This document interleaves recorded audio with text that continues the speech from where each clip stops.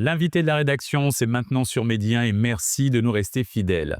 Sensibiliser les populations aux enjeux environnementaux actuels et renforcer la protection de l'environnement sont les missions que s'est fixée l'association World Action au Sénégal. Pour accroître ses actions, elle milite activement pour la création de clubs de changement climatique à l'échelle nationale. Ces clubs auront pour mission de favoriser l'éducation environnementale et de mobiliser les communautés locales face aux défis posés par le changement climatique. Pour en parler, nous recevons M. Alim Baindien, président de l'association World Action. Merci d'avoir accepté notre invitation. Tout le plaisir est pour moi, M. Alex. Monsieur Dien, ces clubs de changement climatique à l'échelle nationale représentent un défi ambitieux pour votre association. Comment comptez-vous le relever, ce défi?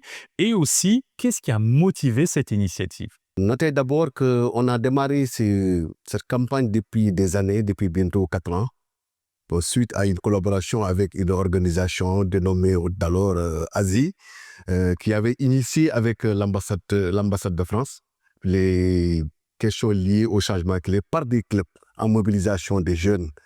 Sur ce, il y a une plateforme nationale appelée PM3C qui avait porté ces dialogues. Nous, en tant que World Action, en tant qu'association, on est membre à part entière de ce programme. Donc, du coup, avec notre engagement climatique, nous avons songé d'abord à créer un grand club chez nous à Koungheul et puis essayer de faire la vulgarisation au niveau départemental et à l'échelle régionale. Et comme déjà il y a une existence déjà au niveau national, c'est juste une collaboration et mettre en symbiose les synergies de forces de tous les clubs changement climatique. Vous avez lancé une campagne de consultation auprès des communautés locales et des jeunes sur les défis environnementaux. Comment se déroule cette initiative et quelles sont les régions ciblées? Les régions ciblées, je pense que c'est toutes les régions ciblées, c'est à l'échelle nationale. Bon, maintenant, nous, ce que nous devons faire, c'est essayer de mobiliser les jeunes autour de cette dynamique. Parce que c'est les jeunes qui vont hériter une planète désastreuse. Donc, du coup, c'est des leaders en herbe. On s'est dit que maintenant, pour faire face à ces fléaux, il faut essayer d'amasser toutes les parties prenantes, la jeunesse, plus particulièrement les élèves, les étudiants.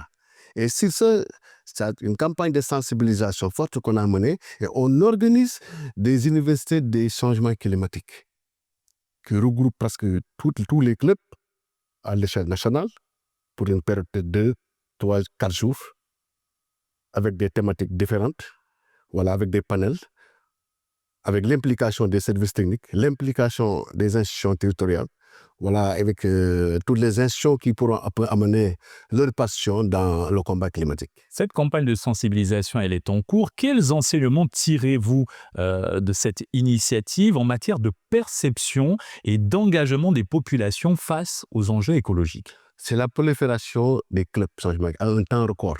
À un temps record, on a noté que les clubs continuent à faire flamber dans le pays et dans des localités différentes.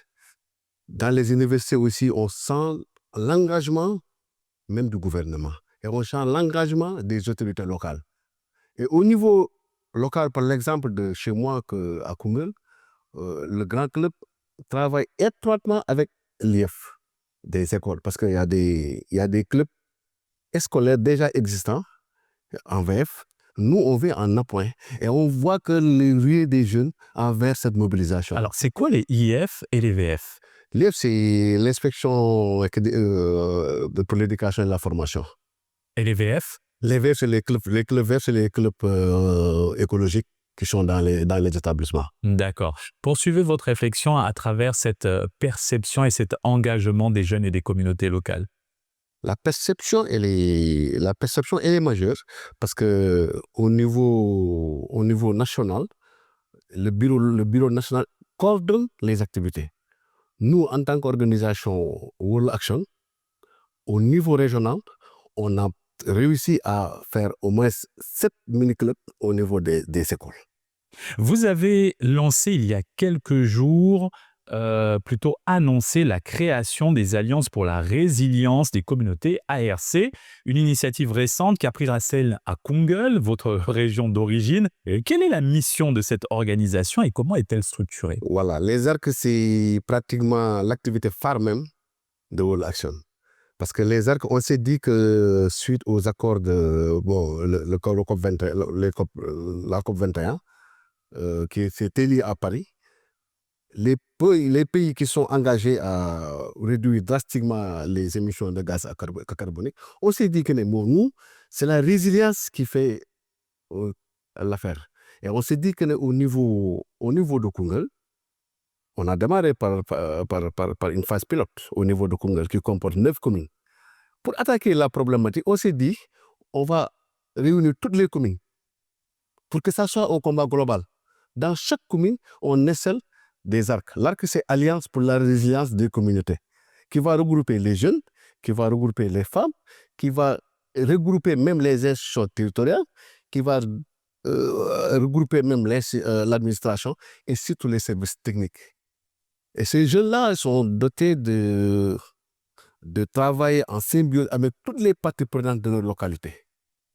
Surtout, en premier schéma, la mairie, que nous ordonnons à libérer des emprises pour qu'avec nos partenaires, nous mettons des points d'eau pour que ces jeunes subissent des formations et que cette emprise de terre libérée devienne un champ d'école.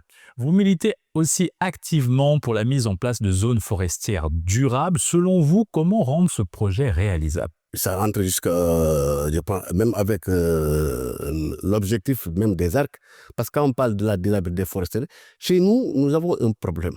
Le problème qu'on a eu, c'est qu'on a une déforestation aiguë, avec une vague de chaleur insupportable. Et c'est dû par la déforestation. Maintenant, il faut tout faire maintenant pour faire la restauration des écosystèmes forestiers. Et pour faire la restauration des écosystèmes forestiers, il faudrait faire un aménagement zonal. Et pour faire un aménagement zonal, il faut former les jeunes d'abord, outiller les jeunes sur les principes de mettre en place une pépinière, de la gestion de la semence jusqu'à la plantation forestière. Il faut les outiller. Il faut les outiller. Votre association est très active dans la protection de l'environnement et l'atténuation des effets du changement climatique. Au cours de votre mission, M. Dieng, quel impact visible et concret des perturbations climatiques avez-vous pu observer à l'échelle nationale? Nous, notre problème, comme je l'ai dit, c'est au niveau de la déforestation, la vague de chaleur, le recul des rendements, la migration. Parce qu'on a un concept qui appelle migration climat.